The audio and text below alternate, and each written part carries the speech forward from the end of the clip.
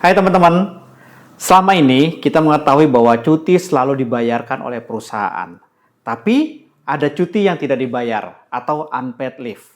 Lalu apa itu unpaid leave? Bagaimana cara mengajukan unpaid leave? Yuk teman-teman, kita belajar bareng bersama saya Budi di Rewata Channel.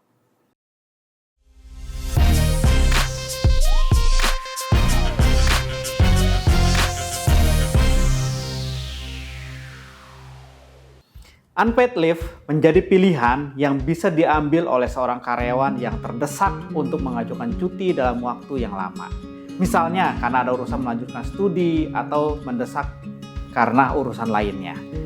Cuti seperti ini biasanya memakan waktu yang cukup lama sehingga harus ada kesepakatan antara pemilik perusahaan dengan pengajuan cuti. Nah, apabila seseorang mengajukan cuti tersebut, maka pada akhirnya ia akan bersedia mengajukan cuti tidak dibayar. Atau istilah lainnya adalah unpaid leave. Unpaid leave artinya cuti yang tidak dibayar. Maksudnya, unpaid leave adalah cuti yang diajukan pekerja di mana perusahaan tidak wajib membayar upah selama cuti itu dilakukan. Oleh karena itu, sebelum mengajukan unpaid leave, penting kiranya teman-teman memahami terlebih dahulu aturan perusahaan tersebut. Pertimbangkan risiko yang akan diperoleh, serta memperhatikan waktu yang tepat untuk mengajukan. Nah, diskusikan hal-hal tersebut dengan manajer teman-teman atau pihak HRD. Pengertian unpaid leave atau cuti tidak dibayar ini artinya adalah jenis cuti yang diajukan pekerja di mana perusahaan tersebut tidak wajib membayar upah selama cuti itu dia lakukan.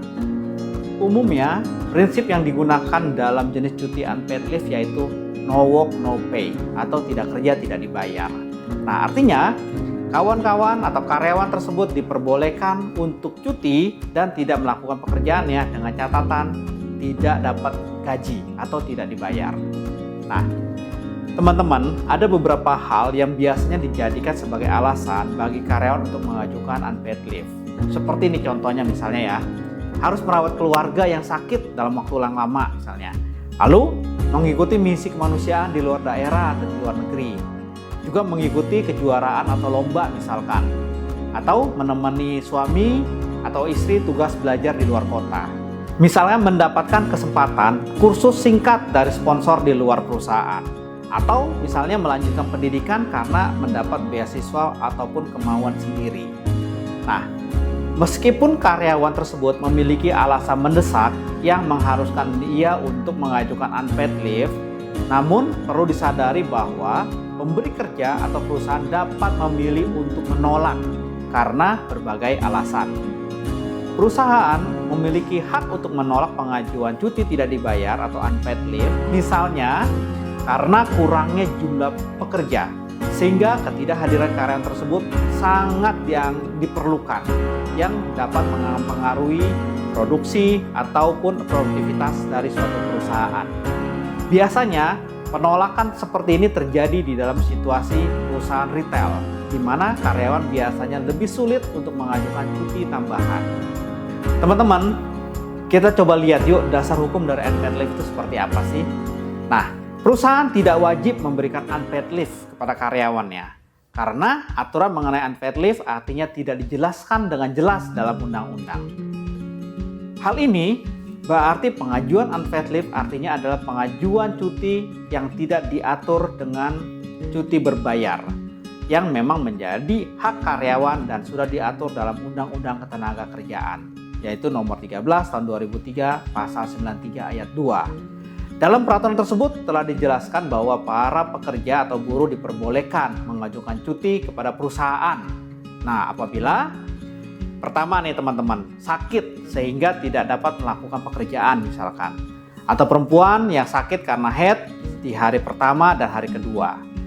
Masuk kerja karena pekerja atau buruh menikah misalnya. Menikahkan, menghitankan, membaptiskan, lalu istri melahirkan atau gugur kandungan, suami atau istri atau anak atau menantu atau orang tua atau mertua atau anggota keluarga dalam satu keluarga ada yang meninggal dunia.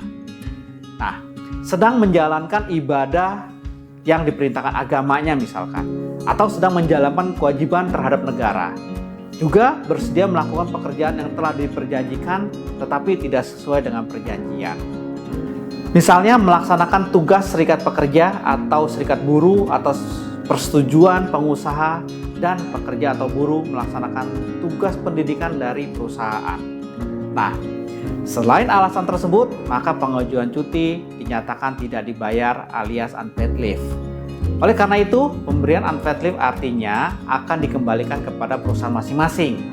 Hal ini sesuai dengan Undang-Undang Ketenagakerjaan tadi di pasal 93 ayat 1. Di sana dijelaskan bahwa apabila pekerja atau buruh tidak melakukan pekerjaan, maka upah tidak dibayarkan.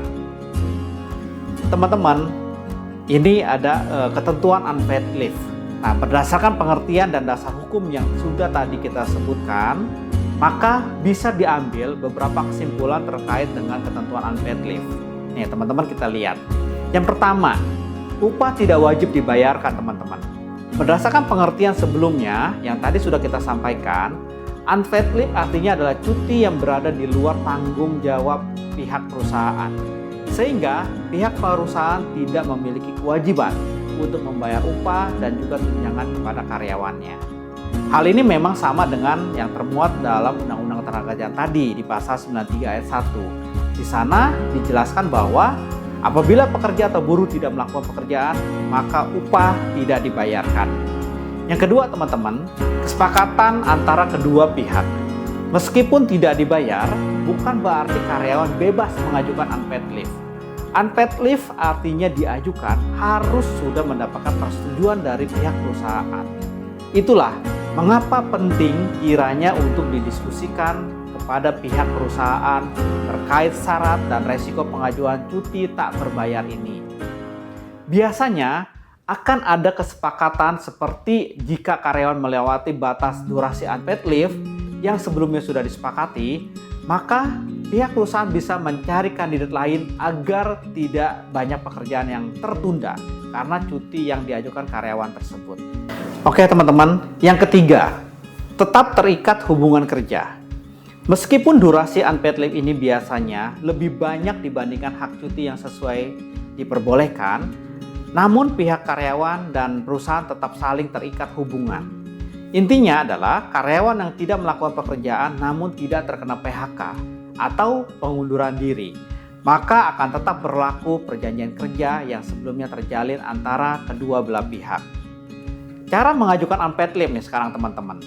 Sebelum teman-teman mengajukan unpaid leave, sebaiknya teman-teman cari tahu terlebih dahulu apakah perusahaan tempat teman-teman bekerja mengizinkan karyawannya untuk mengambil unpaid leave.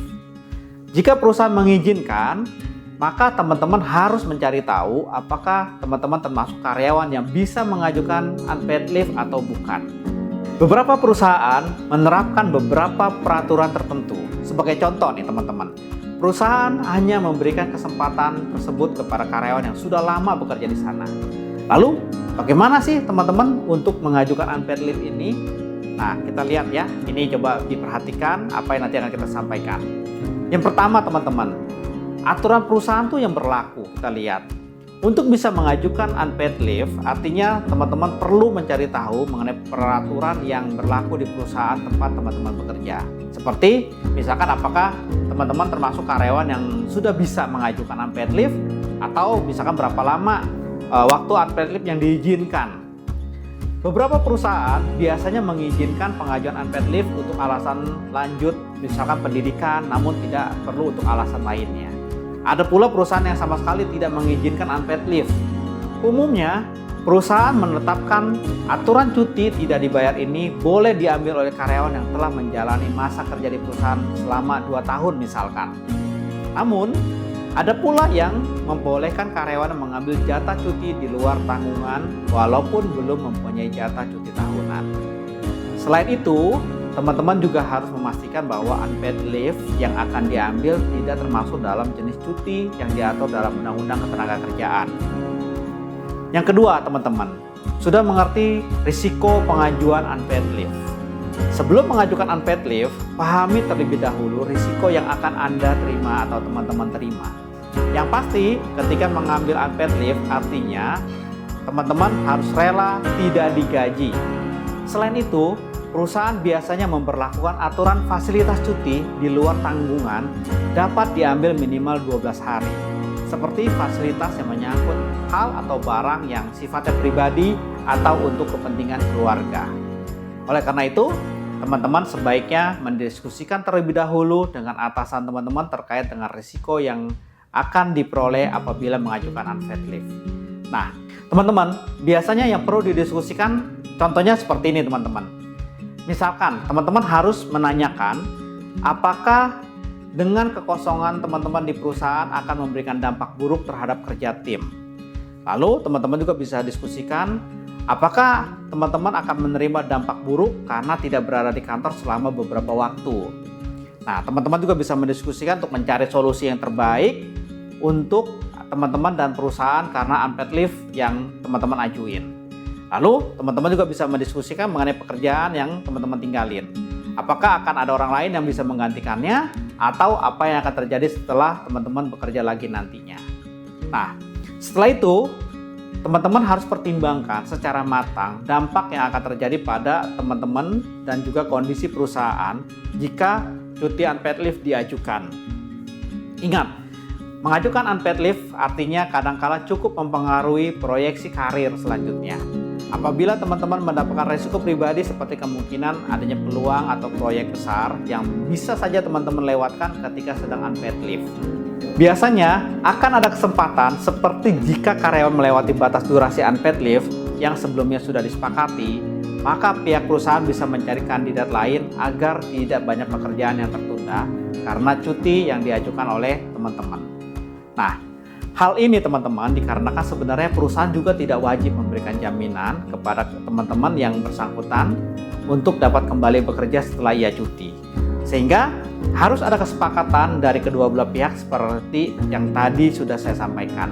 Jangan sampai ketika mengajukan unpaid leave artinya malah teman-teman dianggap mengundurkan diri dan bila tidak hadir secara berturut-turut dalam kurun waktu yang cukup lama.